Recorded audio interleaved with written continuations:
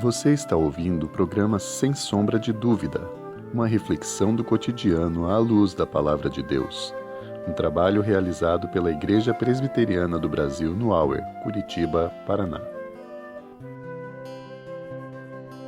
Olá, graça e paz. Meu nome é Diego Ferreira Eleodoro, sou pastor na Igreja Presbiteriana do Brasil, sirvo ao Senhor aqui na cidade de Curitiba, no bairro do Pinheirinho.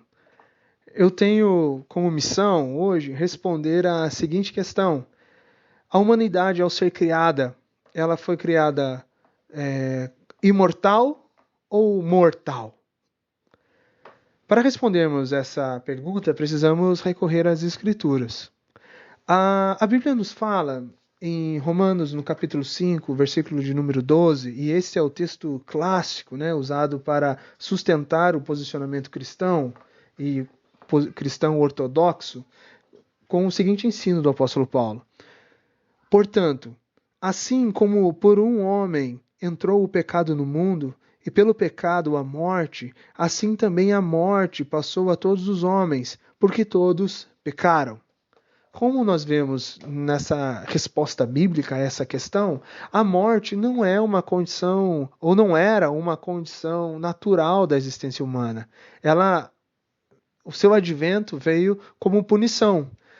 Muitos, já na história da igreja, por exemplo, Pelágio, um bispo que viveu no século V depois de Cristo, ele defendia essa posição, que a ideia de que a morte é uma parte natural da existência humana e não uma punição, contrariando assim dessa forma aquilo que a própria Bíblia nos ensina.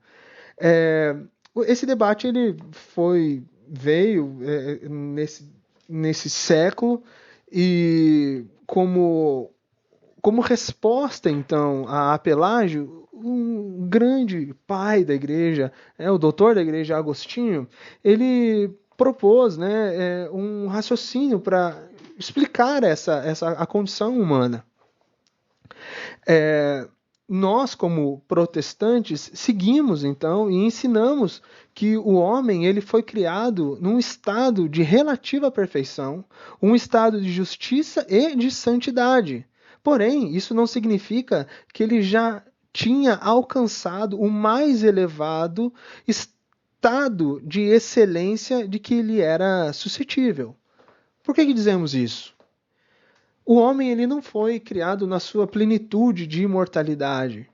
Por quê? A condição de imortalidade do homem estava sujeita à obediência a Deus. Ela era condicionada. O homem, em caso de obediência plena à vontade de Deus, ele gozaria de toda a imortalidade. Porém, ele peca. E com o pecado veio a maldição da morte.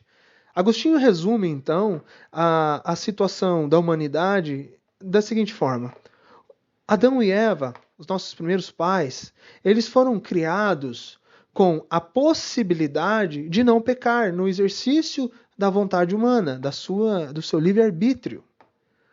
Por nesse exercício, ele peca. E ele, então, é amaldiçoado, e sobre nós também, como raça humana, vem o pecado e, por consequência, a maldição da morte. Hoje, destituídos, aqueles que ainda estão longe da graça do Senhor, diferente, então, de Adão, eles não têm mais a possibilidade de não pecar. Eles têm agora a impossibilidade de resistir ao pecado.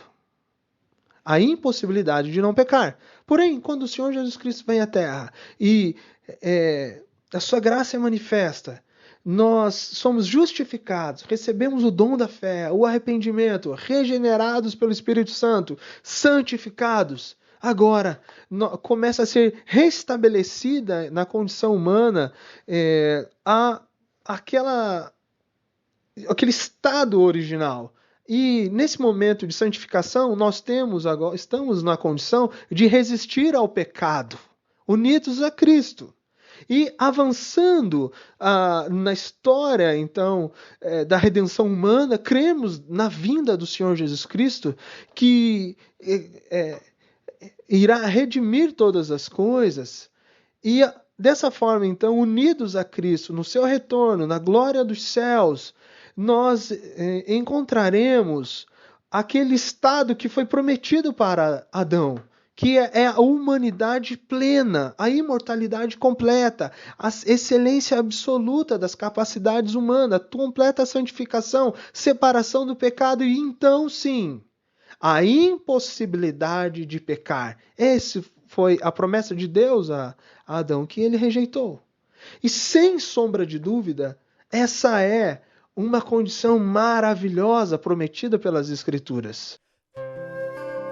Você acabou de ouvir o Sem Sombra de Dúvida, um programa da Igreja Presbiteriana do Brasil no Hour. Visite-nos na rua Anne Frank, 845, Curitiba, Paraná, e assista os nossos cultos pelo YouTube no canal IPB Hour.